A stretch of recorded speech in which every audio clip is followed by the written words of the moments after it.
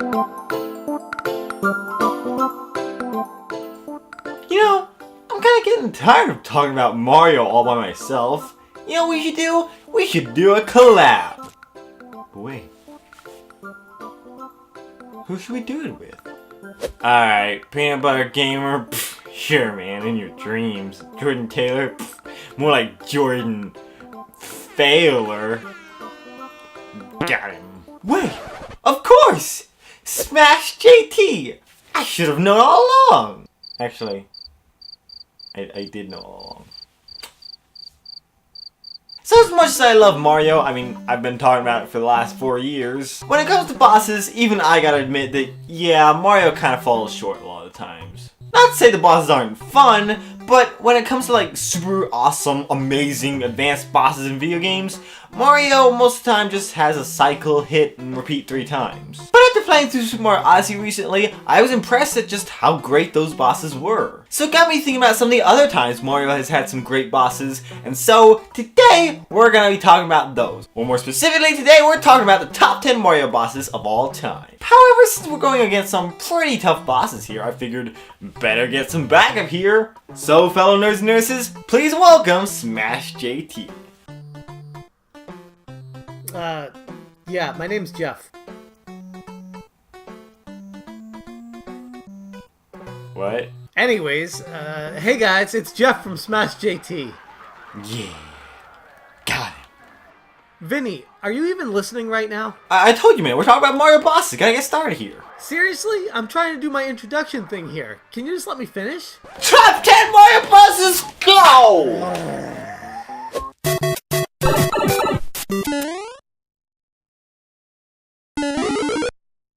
Alright, I'm gonna kick this off with something that isn't Bowser. The King Boo face-off from Super Mario World.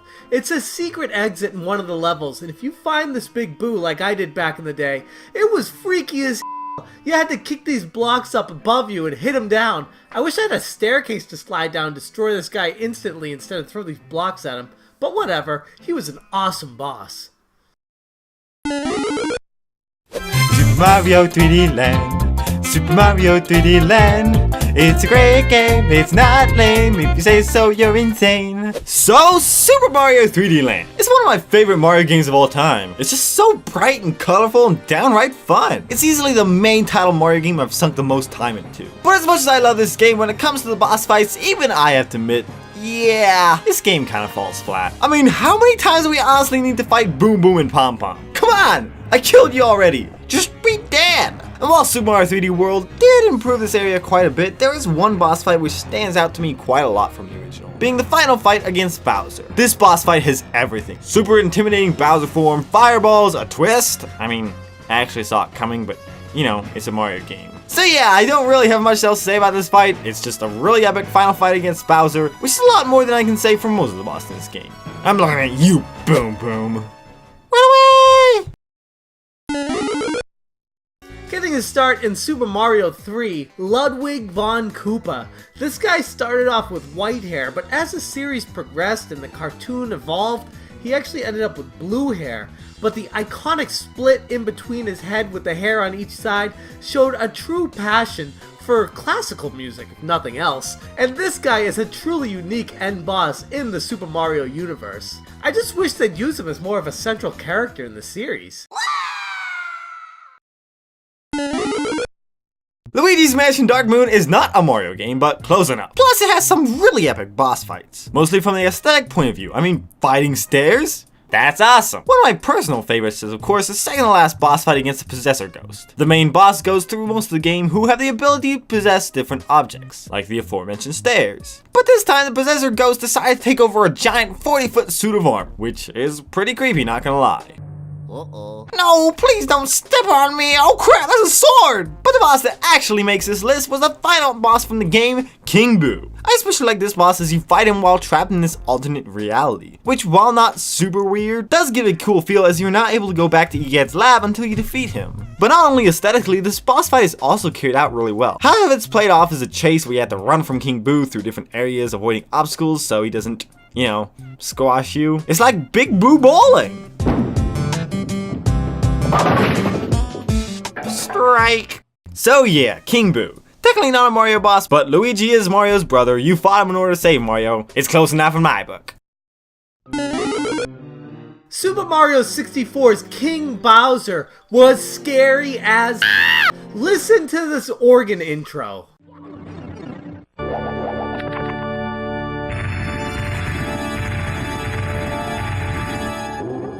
The organ in the background brings in a sincere sense of fear, mixed with sheer awe. This was an incredible battle when I first played through it. While we all know Mario 64 broke new ground every step of the way, the final boss in this game was absolutely incredible.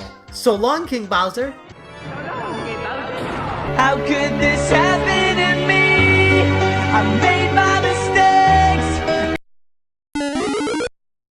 At number 5 is the Shadow Queen. Shadow. This thing is basically an evil being who's taken over Princess Peach's body, so we gotta fight. That's awesome. I think the cool thing about this boss for me is just that. It's Princess Peach. You know, the one we've been trying to save this whole time, and now we found her and she's gonna kill us. I mean, it's not technically Princess Peach, but kind of, I guess. And yeah, I guess I just spoiled a 15-year-old game. Sorry. Alright, I gotta talk about one of my favorite end bosses of all time in the Mario series right now. The Super Mario World end boss of Bowser in the clown car. And the reason why this is so incredible is when you were a kid playing through this game before the internet, before strategy guides were prevalent everywhere, when you finally got to end boss Bowser, you had no idea what to expect. The game only shows you a little silhouette in the background outside of his castle. It's a glimpse into what he looks like, but it doesn't actually show you the whole picture until what you get to. And the end boss battle is absolutely epic.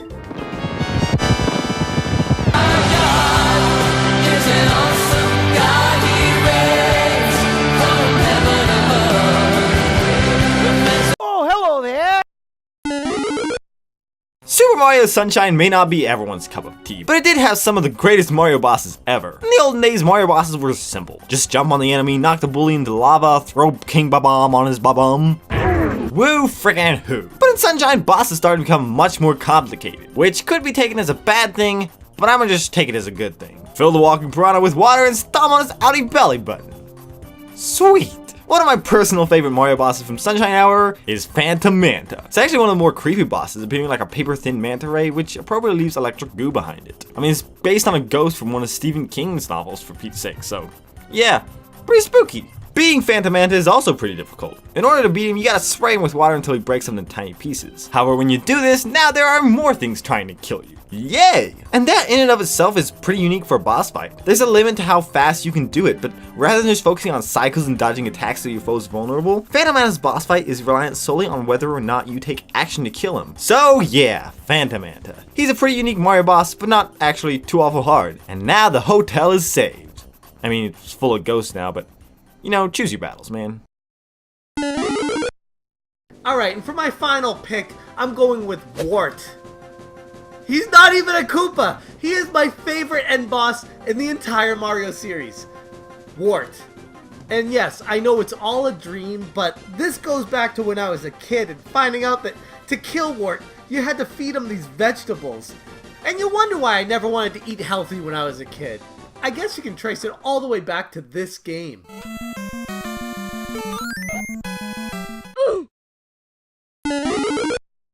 And for number 1, undoubtedly one of the best bosses to ever grace our Mario desires, Moles Launcher. I love Super Mario Odyssey so much. It's just such a solid Mario game. Possibly the best 3D Mario to date, and certainly my favorite at this point. Super Mario Sunshine, I'm sorry. Now you, Galaxy. I hate you. Go die in a fire for all I care. But on top of being a great Mario game, it also had some of the best Mario bosses I've ever seen. My personal favorite being Brigadier Moles Launcher III, Dauphin of Bublin. Or Moles Launcher. Thank you, Google Translate. Moles Launcher is a bit of a French swag master who's taken over the spring in the Seaside Kingdom, and that's No good. the cool thing is, however, fighting him isn't as simple as walk up and bop him on the head. He's up here where you can't reach him, and he has no interest in coming down, meaning we gotta tick him off. And by ticking him off, I of course mean dumping lava on his head, popping off 4 corks and hitting him with them until he's mad enough to attack. And then spray your way a la Super Mario Sunshine onto his head in order to deliver the coup d'etat. My French needs some work, I know. So yeah, Lanza. He's a really fun boss fight and one of the most unique bosses I've ever seen in a Mario game. Plus, it feels like a boss you might fight in Super Mario Sunshine, which I think is really dope. So for that, I'm giving him the spot as the #1 Mario boss of all time. Or at least until Odyssey 2, or maybe Odyssey Returns. Am I asking for a sequel too soon? I don't know. So anywho, yeah, those were our top 10 bosses in Mario games. Let us know what you thought in the comment section below, as well as what bosses are your favorites in Mario games. And if you're from my side of the spectrum, be sure to check out Smash JT. He's actually got a really awesome channel. You can check out this video, I'll link in the description or on the end card, which is basically his review of Super Mario Odyssey. It's almost kind of a retrospective style video, but it's in my opinion one of the best Super Mario Odyssey videos on YouTube. So there you have it. Thank you so much for having me on, Vinny. This was an absolute blast to put on, and I know you are the king of Mario, so keep doing what you do, man. I really appreciate your work. Have a good one. Wow, thank you so much for joining me, Jeff. Incidentally, I'm not even actually talking to him. This is all just scripted. I don't even know if he said anything, because I didn't script his side of this conversation. So, hopefully this all makes sense in post. If not, this will come across as really weird. Bye bye. Want to get updated on future videos? Then be sure to push that handy subscribe button, because it'll keep you updated on future videos. Facebook, Twitter, Instagram, more in the description. And once again, a big thanks to Jeff for joining me for this top 10 list. If you want to check him out, you can check out this top 10 list. He did all the top best Mario games. Or if you'd rather watch some Homeschooled Nerd, you can check out the last Mario video we did on Super Mario World hacking.